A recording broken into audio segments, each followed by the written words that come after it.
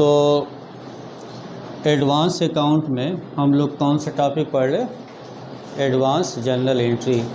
तो उसमें मैं पढ़ा रहा था डिडक्शन फ्रॉम सैलरी कि सैलरी से क्या क्या डिडक्ट होता है।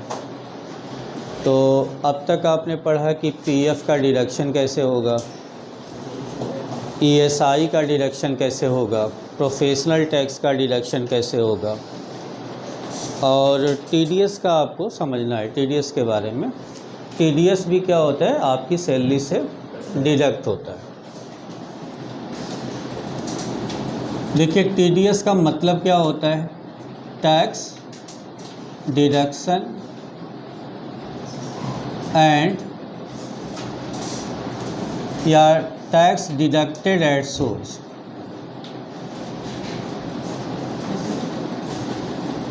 इसका ये मतलब हुआ कि जब पेमेंट आपको करेंगे उसी वक्त आपकी सैलरी से क्या करेंगे, टैक्स को डिडक्ट कर लेंगे। कौन करेगा?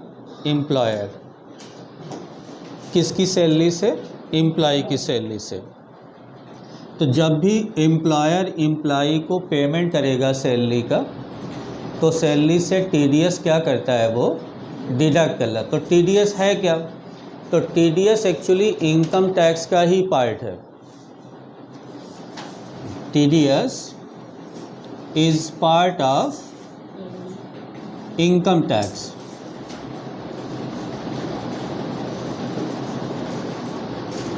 देखिए इनकम टैक्स हम लोग खुद पे करते हैं।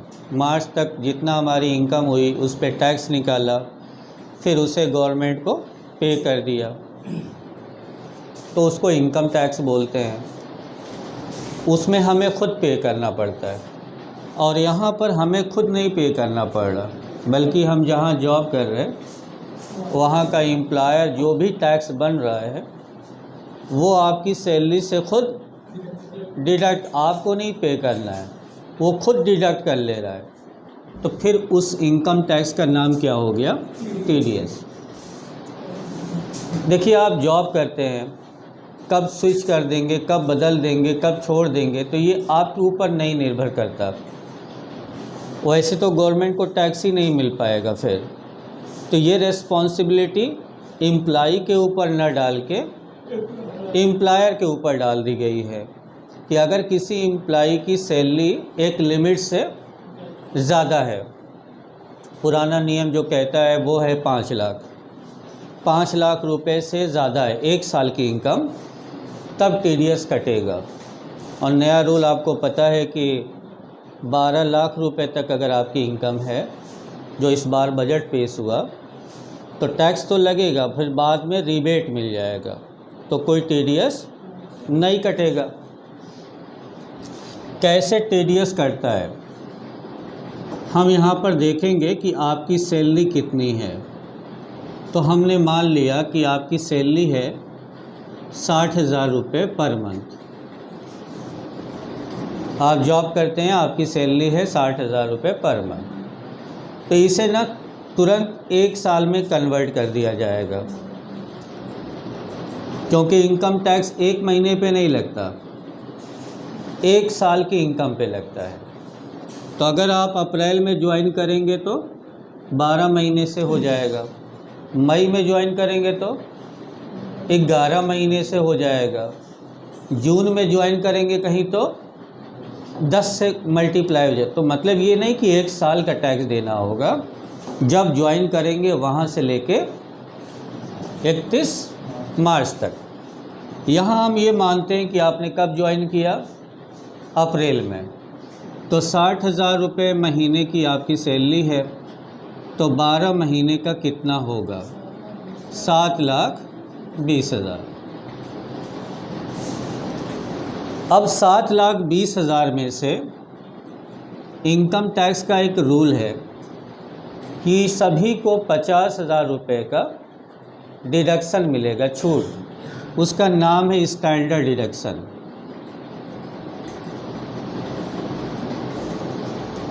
Standard deduction.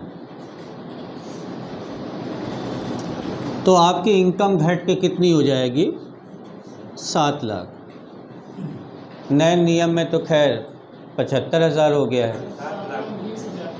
7,20,000। ये 7,20,000 था ना, तो 12 में से 5 गए 7 और ये 6 हो जाएगा, 6 लाख। नए नियम में 50 की जगह 75,000 का अब डिडक्शन मिलता है। नए नियम का मतलब ये है ना कि इस साल लागू नहीं होगा। जो इस साल की इनकम होगी, मतलब अप्रैल से जो इनकम शुरू हो गई, अप्रैल तो शुरू हो गया ना, तो अप्रैल से लेके जो 31 मार्च अगले साल की जो इनकम होगी उस पर वो नियम लागू होगा। लेकिन जो इस बार टैक्स पे करेंगे वो किस इनकम पे करेंगे? प्रीवियस ईयर की। हमेशा इनकम टैक्स कैसे दिया जाता है? पिछले साल के इनकम पर। तो पिछले साल की इनकम तो 31 मार्च को ख़त्म हो गई, तो इस साल जो टैक्स दिया जाएगा वो इसी नियम के अनुसार दिया जाएगा। लेकिन इस साल की इनकम पर जो चल रही है, करंट है, अप्रैल है, वो नेक्स्ट ईयर 26 में जब मार्च आएगा तो फिर ये नियम जो है ना बदल जाएगा। फिर वहाँ 50 की जगह 75,000 में। तो इस साल आप 50,000 माइनस करेंगे, लेकिन बजट में जो बदलाव किया गया है इनकम टैक्स के अंदर, वो स्टैंडर्ड डिडक्शन 50 से बढ़ाकर वो नेक्स्ट ईयर से लागू होगा। अब आपकी इनकम हो गई 6,70,000। टैक्स कैसे दिया जाता है? तो रूल ये कहता है कि 2.5 लाख रुपए अगर साल भर की इनकम हो तो आपको कोई टैक्स नहीं देना पड़ता। अगर कोई व्यक्ति साल भर में 2.5 लाख कमाता है तो वो इनकम टैक्स नहीं देता। फिर 2.5 लाख रुपए से लेकर 5 लाख रुपए तक उसकी अगर इनकम है, यानी इन दोनों के बीच में, तो उससे सिर्फ 5% टैक्स देना पड़ता है। तो 2.5 लाख से 5 लाख के बीच में कितना अंतर होगा? 2.5 लाख का होगा। तो आप क्या करेंगे? 2.5 लाख रुपए का 5% निकालेंगे।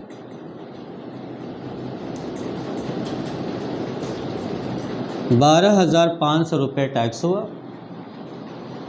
फिर आप 5 लाख से 10 लाख तक इनकम देखेंगे, तो 10 लाख तो इनकम ही नहीं है, इसलिए लास्ट इनकम ले लेंगे। कितना?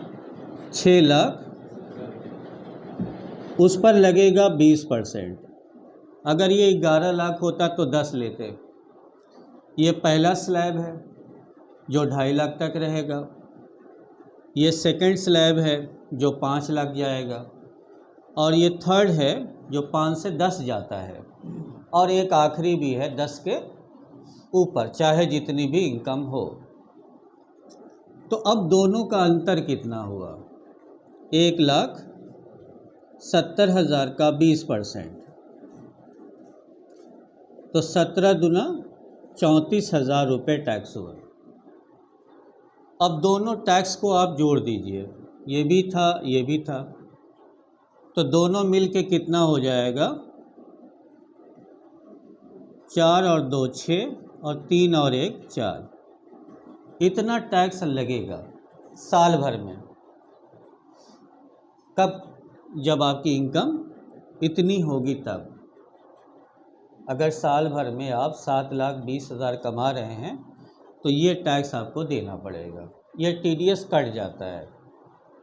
जिनके घरों में लोग सरकारी नौकरी करते होंगे तो जनवरी, फरवरी, मार्च के महीने में सैलरी कम आता है, वो टीडीएस कट के आता है इसी वजह से।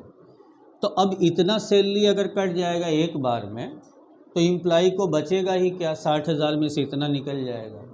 तो एक बार में नहीं कटता, इसको 3 बार या 4 बार में कट किया जाता है। तो जनरली 4 बार में किया जाता है, तो 4 से डिवाइड कर दीजिए, यानी 46,500 को 4 से डिवाइड करेंगे।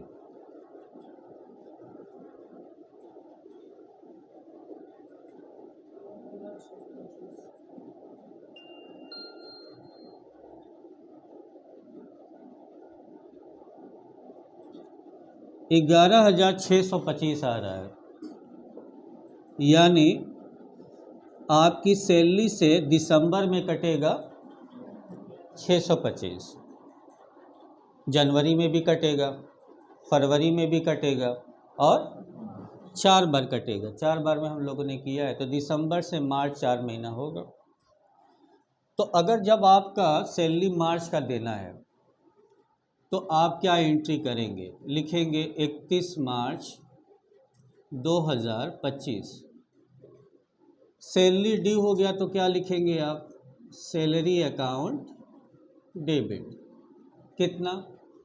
पूरा सैलरी, यानी 60,000।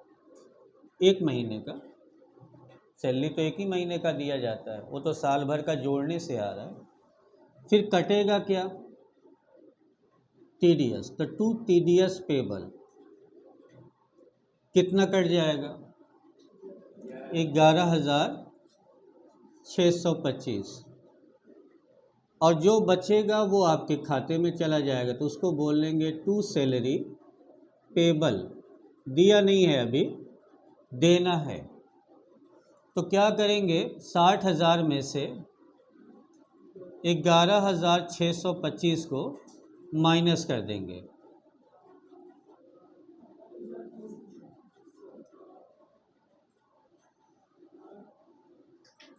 $48,375। नरेशन लिख देंगे कि salary due after deduction.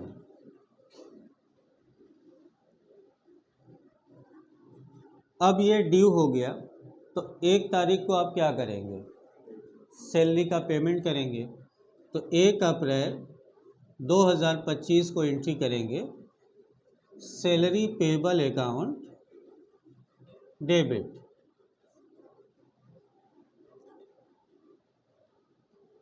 To bank account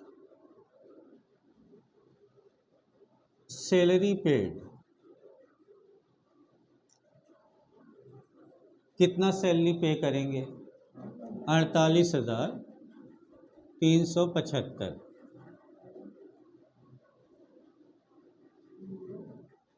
2 को सैलरी देते हैं तो 2 को लिख देंगे, 3 को देते हैं तो 3 लिख देंगे।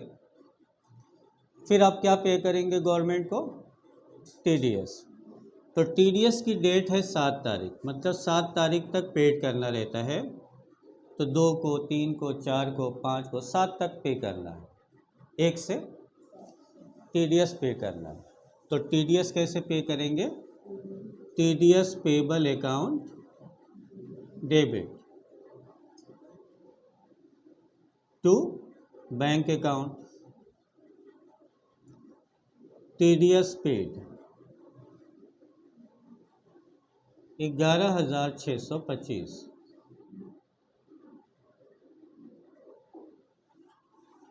ये हो गया सैलरी से टीडीएस का पेमेंट डिडक्शन। अब एक क्वेश्चन ले लेते हैं कि जैसे मिस्टर एक्स की सैलरी डिटेल्स, बेसिक उनका जो वेतन है, मूल वेतन, वो 40,000 है पर मंथ। डियरनेस अलाउंस, जिसे महंगाई भत्ता कहते हैं, वो 20,000 रुपये पर मंथ है।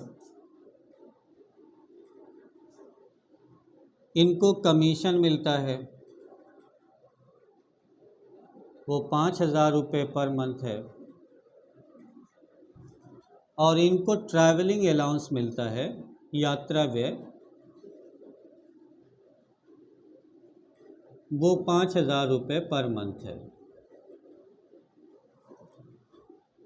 तो मिस्टर एक्स की टोटल सैलरी कितनी हुई?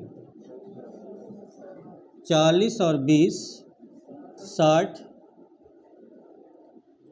और 5,000 कमीशन और 5,000 ट्रैवलिंग अलाउंस, टोटल हो गई 70,000। तो मंथ के एंड में आप एंट्री करेंगे 31 मार्च को। क्या एंट्री करेंगे? सैलरी अकाउंट डेबिट कितने से? 70,000 से। अब पीएफ भी डिडक्ट होता है, तो पीएफ कैसे निकालेंगे? बेसिक और डीए को जोड़ देंगे, तो 40 और 20 मिलके 60,000 इंटू 12, 7,200। तो लिखेंगे to employee contribution to PF account 7,200, फिर एम्प्लॉई कंट्रीब्यूशन टू ईएसआई, ये मेडिकल का है, तो ईएसआई किस पे करता है? टोटल सैलरी पर। तो टोटल सैलरी है आपकी का 0.75 कटता है।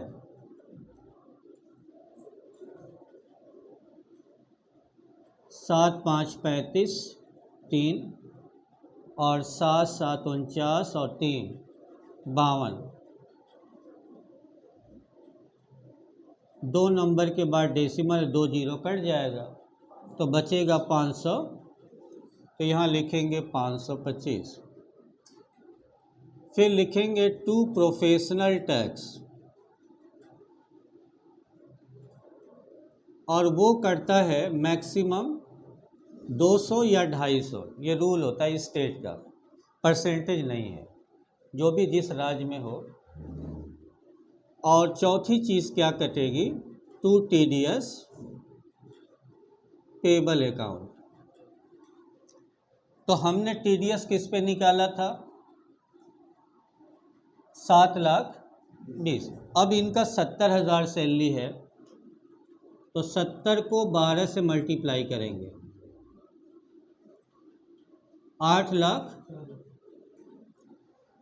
तो यहाँ तक तो सेम ही आएगा। यहाँ पर 5 लाख से कहाँ तक जाएंगे? 8,40,000। तो डिफरेंस आएगा 3,40,000।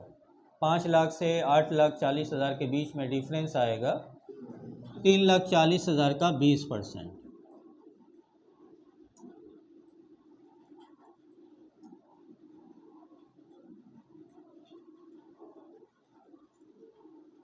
$68,000। अब 68,000 का टैक्स ये हो गया, और 12,500 ये वाला जोड़ देंगे, 80,500 हो गया। अब इसको डिवाइड कितने से करेंगे?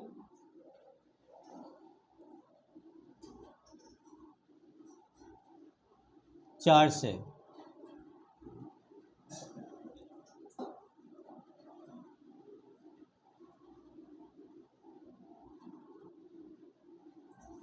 $20,125। अब लास्ट में क्या लिखेंगे? टू सैलरी पेबल कितना हो जाएगा? सबको जोड़ना पड़ेगा। 7,200, 525, 200 और 20,125। 10, 2 2 4 1 5, 5 2 7 2 9, 1 10, 7 1 8। अब ये किस में से घटेगा? 70,000 में से। तो 28,050 रुपये कुल कट रहा है, तो माइनस कर देंगे।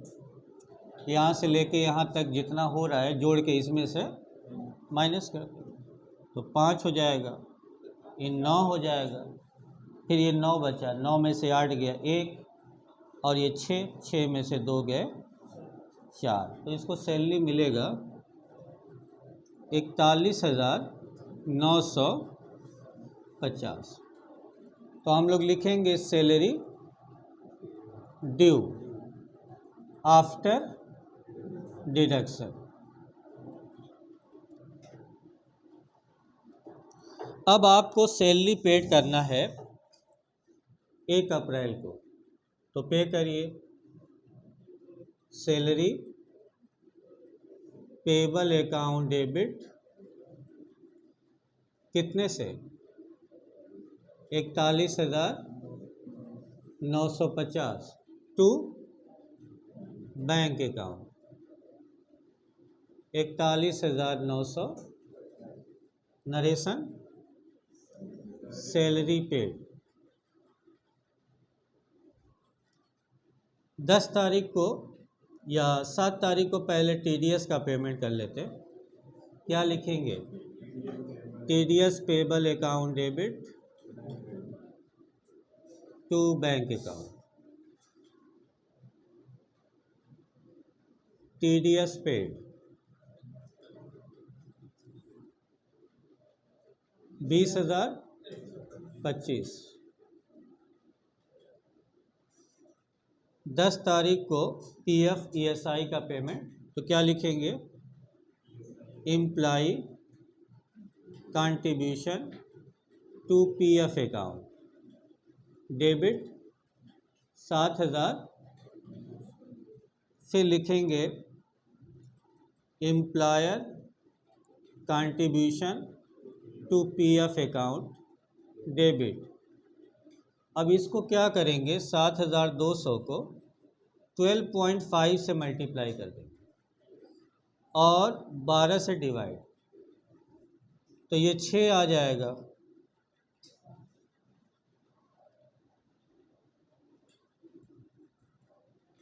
$7,500 हो जाएगा। फिर लिखेंगे to employee contribution to ESI account debit 525। फिर लिखेंगे एम्प्लॉयर कंट्रीब्यूशन टू ईएसआई। ये कैसे देता है? ये जो 525 है उसमें वो हिस्सा उसका रहता है 3 ये रूल है, उसी से मल्टीप्लाई करेंगे। और ये वैल्यू किसकी है? 0 तो कैलकुलेट करेंगे तो कितना आ जाएगा?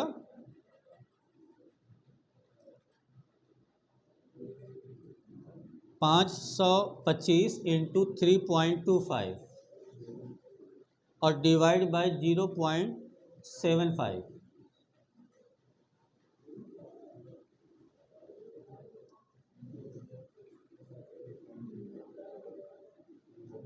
525 को 3.25 से मल्टीप्लाई कर दो। कितना? 75। इतना देगा एम्प्लॉयर अपनी तरफ से। एम्प्लॉयर जहाँ लिखा हो ना, वो एम्प्लॉय नहीं देता, वो एम्प्लॉयर अपनी तरफ से देता है और ये एम्प्लॉय का हिस्सा है। अब ये सब गवर्नमेंट को पेड हो जाएगा, तो सबको जोड़ेंगे। 5 5 10, फिर 7 2 9 1 10, फिर 2 और 5 7 1 8, 2 10 5 15, फिर 7 7 14, 15 16 17, 17,500।